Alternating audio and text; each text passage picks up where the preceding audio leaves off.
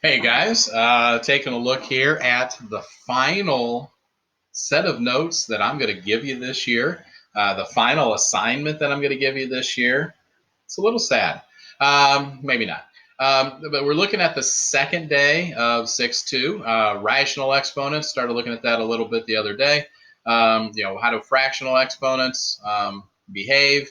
What do they do? Kind of got some nice practice. Hopefully with the last assignment, just being able to go back and forth between something with a fractional exponent and then the radical version of that. So today I want to go just a little bit further with this and simplify some things. Simplify some expressions using what we've learned. But the first thing we need to talk about is all these properties of exponents that we've talked about before. Think back to page 360. All of these still apply. So in other words, if I am multiplying two things with like bases, I can add their exponents. So a to the m power times a to the n power is a to the m plus n power. If I've got a power raised to a power, I can multiply those exponents. So a to the m raised to the n is a to the m times n. If I've got a multiplication problem inside parentheses and that whole multiplication problem is being raised to a power, I can distribute that exponent. So a times b to the m power is a to the m times b to the m. Okay. Negative exponents. Flip things over. So a to the negative m power is 1 over a to the m.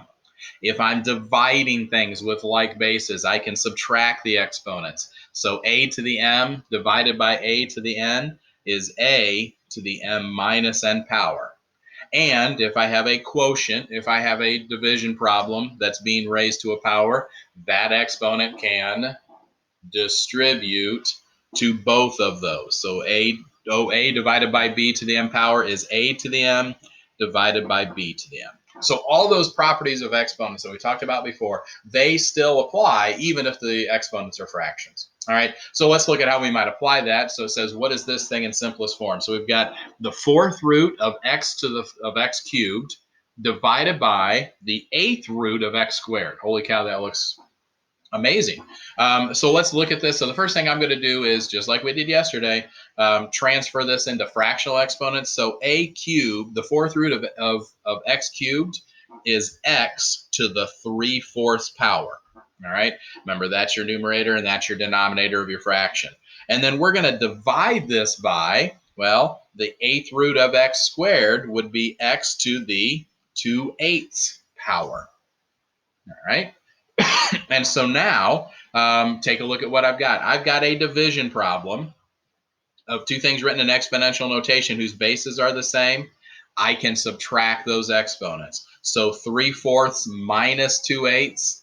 I got to, now again, I've got to, let's write this out. Let's take our time. So we got x to the 3/4 minus 2/8 power. I want to subtract those. So you do have to be able to subtract fractions, or again, your calculator will do this for you. We got to get common denominators. 3/4 is 6/8. So 6/8 minus 2/8 would be x to the 4/8 power. And just like with fractions, I can simplify this still. So 4/8 simplifies as 1/2. So that's x to the 1/2 power. Or probably a better way to write that that's more recognizable is the square root of x.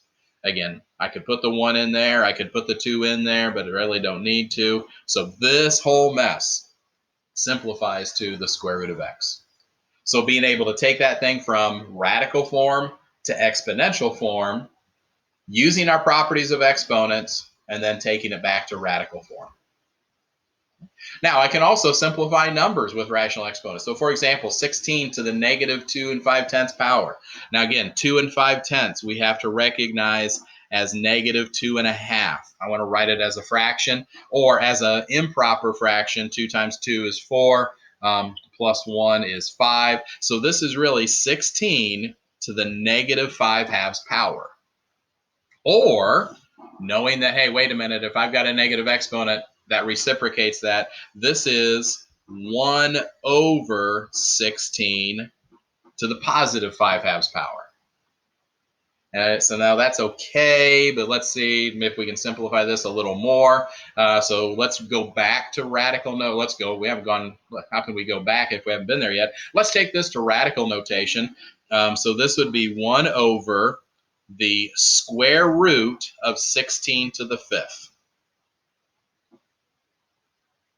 All right.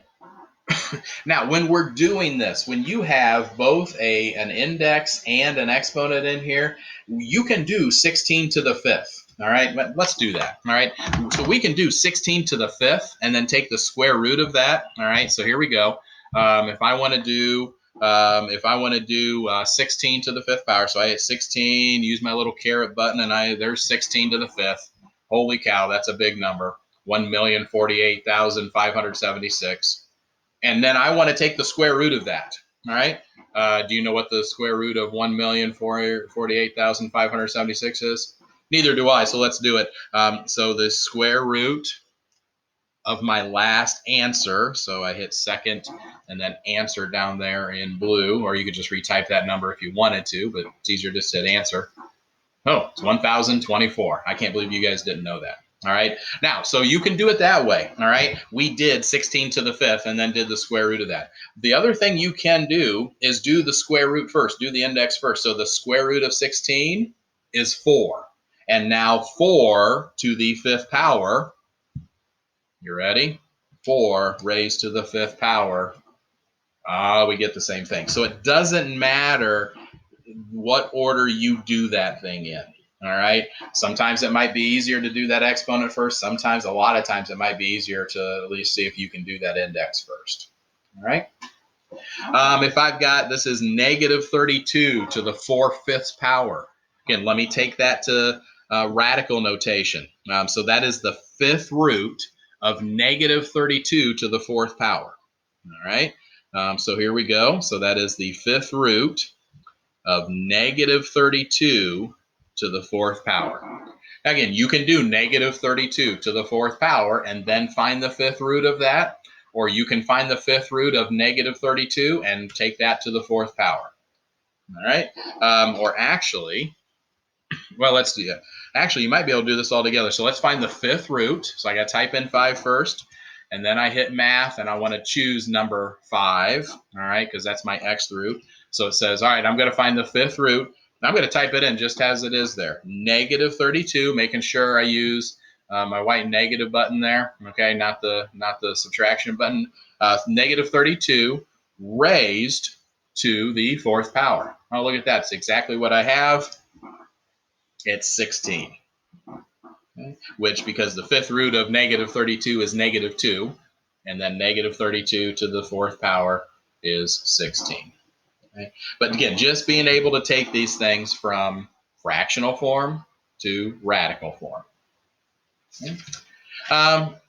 And now finally, we can write expressions. Now again, when you do this, you want all exponents to be positive. We've talked about that before. So here we go. I've got negative 8x times the square root of xy to the 2/3 power. Okay, so this looks like a lot like this. I've got a multiplication problem being raised to a power, so that exponent will distribute all the way through. All right. So what that's going to give me is negative 8 to the 2/3 power, x to the 2/3 power, and the square root of xy to the 2/3 power. And let's simplify each of these things individually. So negative 8 to the 2/3 power is the cube root of negative 8 squared. All right. I'm going to do these individually, and then we'll put it all together. So that is the cube root of negative 8 squared. Again, you can grab your calculator and type this in, but to be honest, you guys should start to maybe recognize some of these. The cube root of negative 8, something times itself 3 times, it gives you negative 8, is negative 2. And negative 2 squared is 4. So negative 8 to the 2/3 power is 4. Again, could have done it the other way. Negative 8 squared is 64. And the cube root of 64 is also 4. All right. X to the 2/3 power, I can't do much with that, so I'm just going to leave that x to the 2/3 power. Now here I've got the square root of xy to the 2/3 power. Okay, well, wait a minute. I can write the square root of xy as xy to the 1/2 power. And then that to the 2/3 power. Now I've got another power to power that I can multiply this. All right. So that gives me xy to the, let's see, 1/2 times 2/3, top times top, bottom times bottom. I'd get 2/6, or simplified would be 1/3. Oh, now I've got a product. I've got a multiplication power raised to another power. That exponent can distribute to both of these. All right, so I've got my 4, I've got my x to the 2/3, I've got x to the 1/3 and y to the 1/3. And now I'm multiplying two things that have like bases. I can add those exponents together. So 2/3 plus 1/3 is 3/3, or another name for that is 1. So I've still got my 4, and then x to the first, and then y to the 1/3 power. And then the only thing I can do to kind of simplify this a little bit more, so I can just write this as 4x, and y to the 1/3 power is the cube root of y. Wow, that was a pretty involved problem. All right, so distributing the exponent to begin with, being able to simplify that number, distributing again after recognizing that the square root of xy I can write as xy to the 1/2 power, and then finally like basis, so I can add those exponents together, and then finally taking it back to that simplified form. Okay, let's look at one more example here, and I'm going to turn you loose. So again, I've got a multiplication problem raised to a power, so that exponent can distribute to both of these. So this is 16y to the -8th, and then that whole thing raised to the -3/4. So that is 16 to the -3/4 times y to the -8th to the -3/4.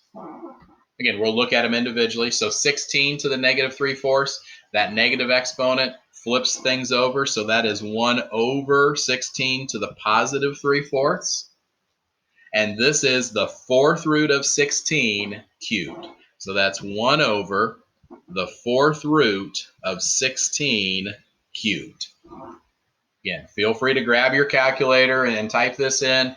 But it can save you a little bit of time if you start to realize, hey, wait a minute, the 4th root of 16, that's just 2. And then 2 cubed is 8. Again, that's the same thing you should get if you type it in your calculator. But start to realize these 4th roots and these 5th roots, especially of 2 and 3, those come up quite a bit. So that's 1/8. And now here I've got a power to a power, so I can multiply. And again, I'm having to multiply with fractions, but that's okay. Again, you can use your calculator for this, or we can just say, hey, a negative times a negative. First of all, it's going to be positive.